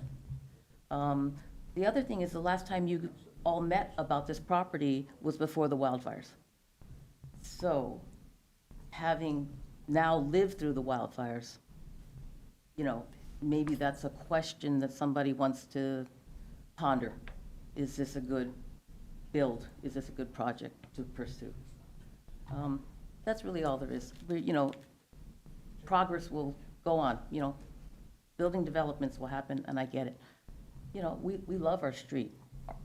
My neighbors are all very close. And, you know, if we could keep it, you know, the way it is, that's nice. But, you know, if we get a neighbor, maybe it's a smaller family as opposed to a bigger house where there's going to be multiple families or a very big family, either way. If we can just maybe downsize it even more. I know they brought it down 136 square feet, which helps, but it's still a large house. Thank you so much for Thank your you. time. Do we have any callers? We do have one caller.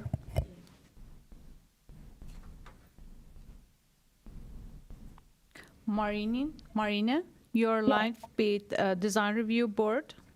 Can you hear us? Yes, I can hear you. Thank you. Go Hi, ahead, this please. is You have 3 minutes to speak. okay. Hi, this is Marina Chamayan. I live in 584 Arch Place, and that's directly facing this new build. So, you know, me and my husband will be the people that are probably impacted the most on this. And so we voiced some of our concerns in the last November project. Again, echoing everything that everyone said, it's a really big build, and you did say to reduce the size, and it was only reduced by 130 square feet, which isn't much.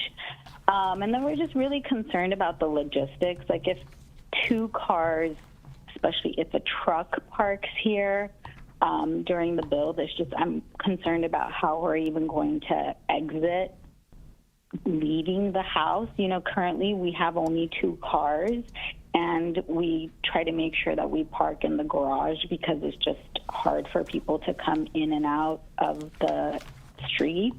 And it's a cul-de-sac. It's not a cul-de-sac. I want to just make sure people know that, you know, that that's the area that people use to turn around, and just with more cars, it's impossible. Sometimes the delivery trucks, like, they can't even get through, and we have to move our cars sometimes because they have a difficult time. So I can't imagine having another house here and the amount of cars that they're going to have, like how much more difficult it's going to be. Recently, we just had like an estate sale down on Hollister and Arch, and we had a bulky item pickup that day, and they weren't able to actually come up the street because there was cars parked on both sides of the street, even below. So I can't imagine how much more difficult delivery and things are going to be. So we just wanted to emphasize that, and we're just concerned about logistics and staging of the construction, and if there's possibility of us understanding how that's going to work. That's it for me. Thank you. Thank you so much for calling. Are there any other callers? I don't think so, but No. no more callers. Okay, perfect. I'm going to give the opportunity for, yes. Mr. Chair, Yes. just a couple of questions. Well, I think this is a good time for me to ask a few questions, if I may. course. Ms. Babakani, are there any dedications or easements that are being proposed from the existing property line over, or is the street getting wider as a result of this development? It was based on- not mentioned by Public Works Department requiring any easement for this property. Okay. And so just basically, a sidewalk is a sidewalk currently, the same sidewalk and curb and gutter is being maintained, or is that being added?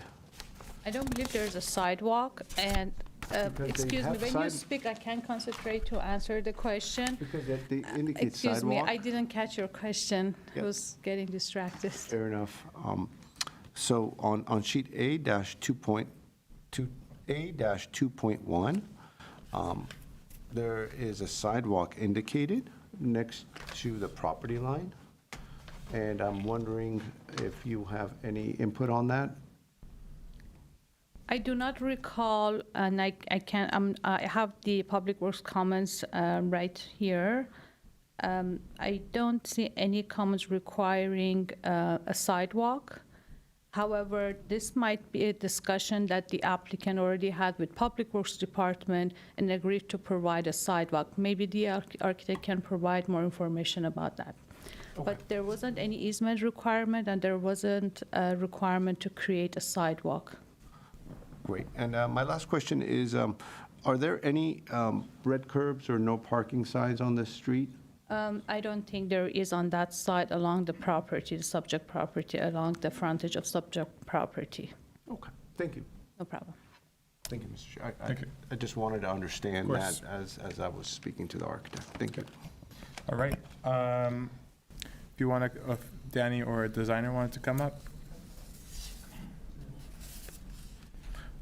Vartan, if you could just say your name again, please, for the record. Vartan Jangosian. Okay, I'm trying to explain concern about the fire, about the traffic. By the way, I was several times over there. In front of the property always was a 2 or 1 car.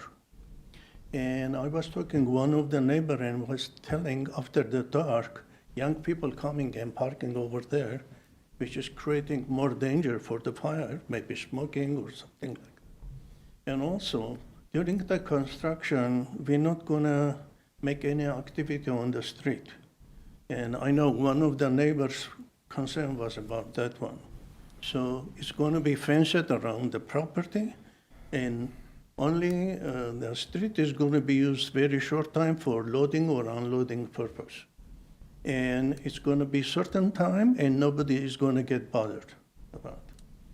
And about the traffic, again, we're gonna go through in the transportation department and fire department. I believe their comment was nothing about the traffic or fire issues. And we will follow all the building codes, whatever is gonna be safe for everybody. And one of the neighbors, like a front, other side of the street, they was concerning about the lighting, and definitely still city has a requirement, we cannot flash the light to the neighbor. It should be flashed to the wall. So nothing to be worried about the lightings too, and we will take care of that on the project too. Thank you. Questions? Yes. So, as one of the speakers pointed out, there has been a big fire between when we last met. Have you reconsidered any aspect of the design to make it more fire resistant or make the property generally less fire? Okay, because of the lot is a very difficult lot. And we cannot play around. We have a certain area we can put a building. Even if we make the building a little bit differently, we're gonna have height issue. And also, a hillside guideline issue. So we try to do maximum we could do.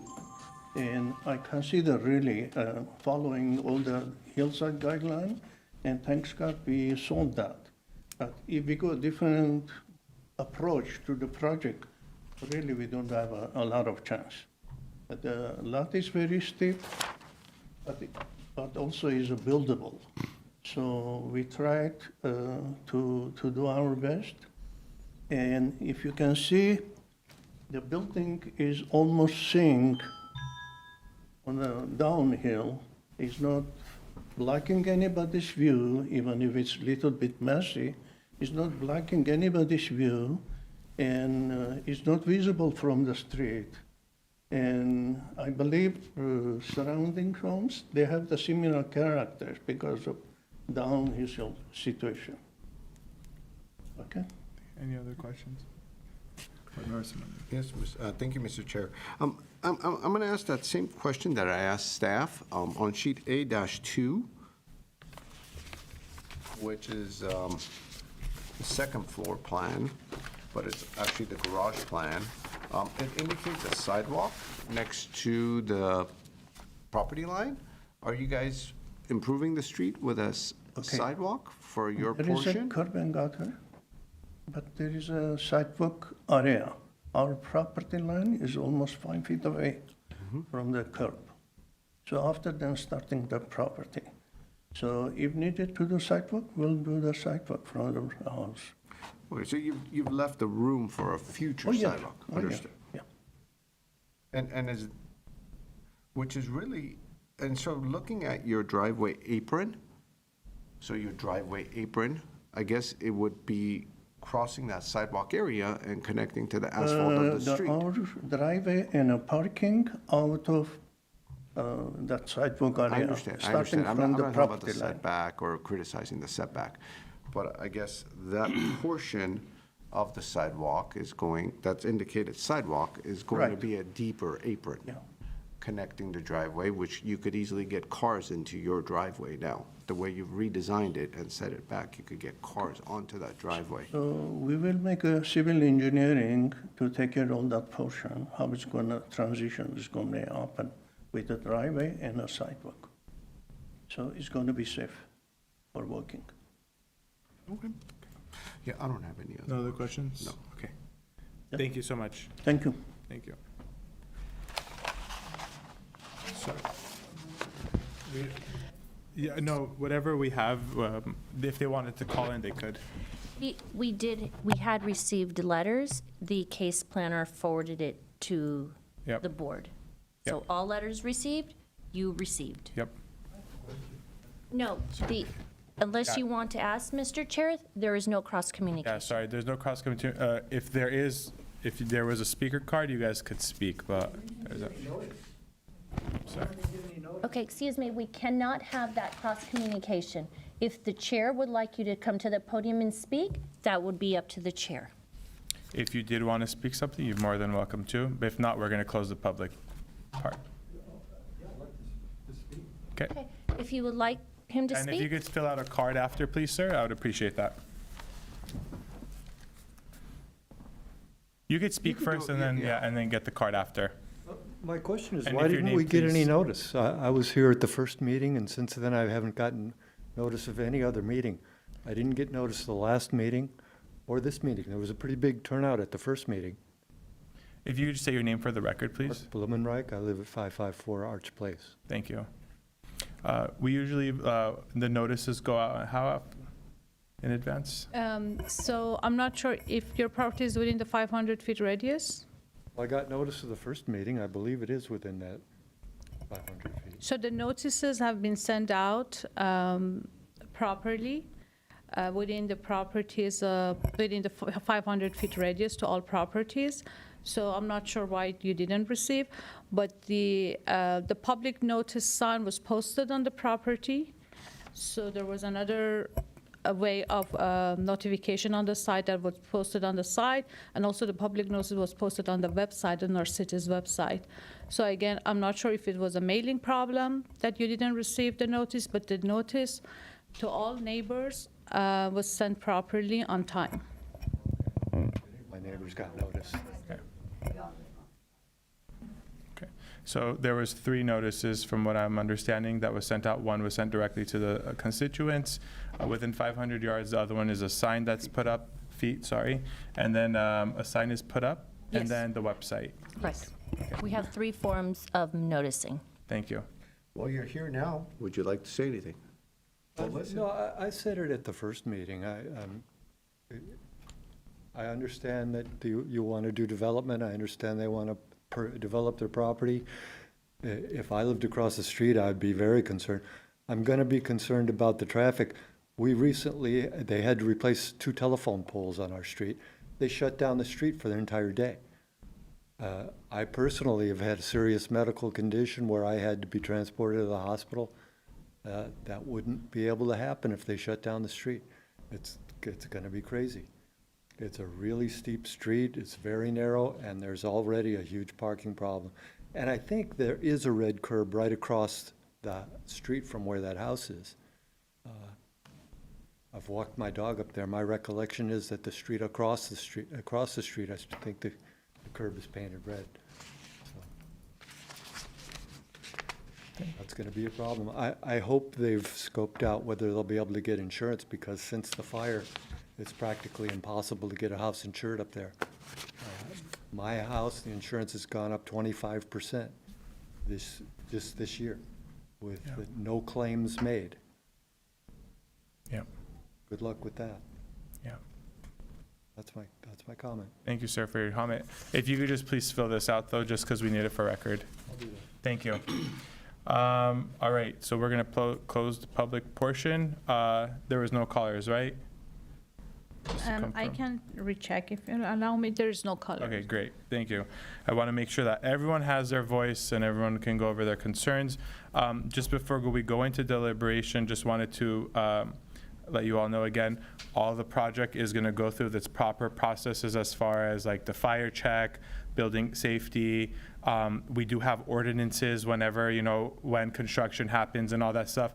All that stuff is a requirement that the builders and the applicant need to ensure that they are following the proper procedures and processes for those things. If you guys do have any concerns, there are avenues for you to address those within those correct departments. The purview of the board here is we're just going to go over whatever the designs are and help with that. Other than that, everything else, traffic and concerns, is all going to be addressed with like either fire, traffic, and public safety. So with that being said, going into deliberation, Board Member Welsh. Thank you. Okay. Mr. Chair? Yes. Before Board Member Walsh starts, I'm wondering if staff could put up the comparison of the site plans between the first submittal and the first time, the November case and this case. Yes, left side is the November case and the right side is the present case. Great, okay. Thank you. No problem. Board Member Welsh. Okay. So I can appreciate the, excuse me, the public's concern about this road. I visited it before. I commented about the cul-de-sac in the previous hearing. I think that it is really kind of an unsafe condition, but again, that the safety of that street is not within our regulatory purview here, so we really can't do anything about that. But as the chair mentioned, follow up, with the city, especially in light of what happened with the fires, because it is a very narrow, constricted space. It's very difficult to turn around, and there you are forced to use people's driveways. So definitely follow up on that. And certainly the notion of putting a red curb in front, I think from the last hearing, the applicant was not opposed to that. So I think that would be something to pursue as well with the traffic department. So moving on to the case itself. I'll grant that the applicant has met the conditions from the previous hearing at a bare minimum. As was pointed out, a reduction of 136 square feet is very small. The way that the layout has been done, the actual distance from the retaining wall to the furthest balcony is essentially the same. There's been no reduction there. So all that happened is that the house, the wall of the house shrank back a little bit, but the balconies were allowed to extend. So there's no differential really between the back wall of the retaining wall and the furthest extent of the balcony. So That, to me, is not within the spirit of what we were looking for, so I would still probably want to see a condition of maybe reducing those balcony extensions a little bit, because I think the whole idea was that we'd lessen the amount of that cantilevering and overhang that was there on that ground floor. So that would be what I would comment about that. As far as the rest of the design goes, I think you've done what was needed to be done. I think that the way the garage has been reoriented here, and especially with the note about, you know, that there has to be a sidewalk, because there is no sidewalk now, so there will have to be a sidewalk installed, even if just for the driveway apron. So that part of it will allow for some off-street parking as well as in the garage. So I think that overall the design has improved. I think the layout, even from the perspective of the interior of the house, is better. You didn't really lose anything. I think what you did was you shrank the hallway on the lower level and made that very tight and efficient, which, you know, I think is fine. But the bedrooms, the bathrooms, closets are pretty much all the same size. So, you know, you did a good job meeting the requirements, but again, I will just say as minimally as possible. So I really can't fault that, except, you know, again, I still would prefer to see that balcony pulled back a little bit. I mean, in the original plans, the balconies were like 2 feet, you know, and here they're, you know, up to almost 4 feet. So I think that's, we could reduce that. But aside from that, I don't want to hold up the project any longer. They met basically the requirements that we had put out before. So on that basis, I really feel bound to move the project forward. Thank you. Okay. Thank you, Board Member Welch. Board Member Simonian, please. Thank you, Mr. Chair. This has been a long-term project. You guys have been working on it, and it's been continually changing, and I would say changing for the better. So we had a lot of modifications done from the last time as far as the driveway is concerned, and that's really one of the main issues here. Now, in regards to the site and orientation, et cetera, it is what it is. However, one of the biggest issues I had last time was the fact that there was this split driveway, and it really didn't accommodate for any kind of, you know, off-street parking. But now, you have on the narrowest portion, you have 8 feet plus the 5-foot sidewalk. So you have, you know, that portion to have a compact car, and then next to it, it's actually much deeper. And so now you could have, you know, 2 cars in the garage, 2 cars in the driveway, which I think makes a big difference. So that was, I think, a massive improvement that was initiated. In regards to, you know, the neighbors, I live on a hillside street. I absolutely get it. I've been evacuated 3 times since 2010, I think.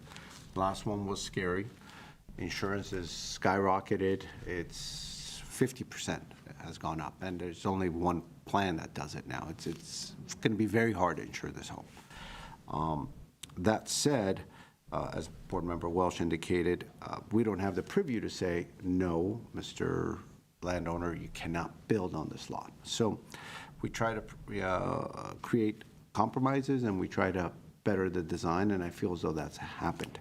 I think this is a perfect scenario for the neighborhood to try to unite to get red curbs put in on one side of the street. And I think if you get enough signatures, like 70% of the signatures on your street, which shouldn't be all that difficult, you could initiate that. And that's probably a good thing, because if you can't park on one side of the street, at least the emergency vehicles could get up here. Because I get it. I mean, you know, if you have a health issue, you call, and if they got to walk the gurney up, it's a problem. At the same time, those homes are there, and this owner cannot be penalized for that situation. However, I feel as though by uniting, you could alleviate future problems, or hopefully not alleviate it, but lessen it. But that said, in regards to this, I concur with Board Member Welsh. I mean, this thing has been reduced, but not really drastically. But at the same time, it is such a difficult lot. The architect's trying. They've been going back and forth, and I personally am satisfied, at least with this last version. I absolutely concur with what you're saying, so I think that's a good condition to add. And I would strongly urge for that apron to be a workable apron, because I know we have like widths requirements that the driveway can't get too wide or the apron can't get too wide. But I think this is one of those scenarios where if we kind of look past it and let that be more of a bigger apron as far as a fanning out to allow cars to kind of go in and out, which will make the driveway more usable, and it'll actually allow cars to kind of be able to exit without doing 5-point turns, et cetera. So there's going to be site prep, there's going to be retaining walls, that driveway will be built, and actually could be utilized during construction as well. So I'm hoping that it could be a usable apron. With that, I concur with that one condition and staff's condition, and I support the project in that sense. Thank you, Mr. Chair. Thank you. Yeah, overall, I concur. I am in support of the project. I think, you know, we've gotten it to a place where we need to get it to. And I concur with you all as well as far as, the area and it being, very small, very narrow. Of course, emergency vehicles and all that stuff are important for, to be addressed, but there are proper, procedures that will take place for that as well. And as Board Member Simonian said, in regards to, the red curb, proactively work with the neighbors on that stuff too. There are things that you guys could do that's in your toolbox as well. So I am in support of the project. Board Member Welsh, what exactly was the condition that you were recommending for this one, for the balcony? Yeah, the lower floor balconies, Lower floor. to reduce those down, I guess, maybe a foot or something. Okay. Some amount that actually shows a reduction in that depth of the project. Okay. All right. So with Board Member Welch's condition, staff's condition, move to approve, or I can't move to approve, but Yeah, I'll move to approve with the stated condition and staff's condition. Okay. Second. Okay, and this is a roll call. Board Member Welch, Yes. Board Member Simonian, Yes. Board Member LaCarpe absent, and Board Member Halajian also absent. Chairperson Kasakian? Yes. Katkanian, sorry. Yes. Motion passes. Thank you. Thank you. Thank you. Move to adjourn. Thank you. Move to adjourn. Second that. Thank you all.